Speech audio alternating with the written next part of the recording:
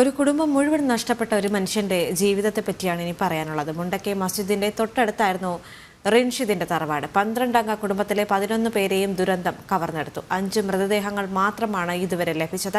ഇനിയും 6 പേരെ കണ്ടെത്താനുണ്ട്. മുണ്ടക്കൈയിൽ നിന്ന് സോണൽ കൃഷ്ണ തയ്യാറാക്കിയ റിപ്പോർട്ടിലേക്ക്.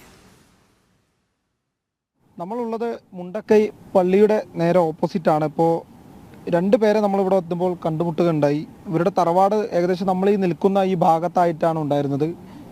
ഇപ്പോൾ തറവാട് പൂർണ്ണമായി നഷ്ടപ്പെട്ട സ്ഥിതിയാണ്. ഒന്നുമില്ല, ഇപ്പോൾ ഒക്കെ പോയി. അതിലുള്ള 11 ആൾക്കാരുണ്ടായിരുന്നു, ഒക്കെ എല്ലാവരും പോയി. ഇപ്പോൾ അതിൽ 5 ആൾക്കാരെ കിട്ടി, ഇനി 6 പേരെ കിട്ടാനുണ്ട്. ഇപ്പോൾ 5 ദിവസമായില്ല, എന്നൊക്കെ ഒരാളും കിട്ടിയിട്ടില്ല. ആരെങ്കിലും രക്ഷപ്പെട്ടിട്ടുണ്ടോ? ഒരാൾ രക്ഷപ്പെട്ടിട്ടില്ല. 5 പേരെ കിട്ടി. അതും ഇവിടുന്ന് തന്നെ 2-3 ആൾക്കാർ കിട്ടിയിരിക്കുന്നു. പിന്നെ ചൂരമലൊക്കെ ആയിട്ട് അങ്ങനെയും കിട്ടിയിട്ടുണ്ട്. 11 പേരെ മിസ്സിംഗ്. 11 പേര്.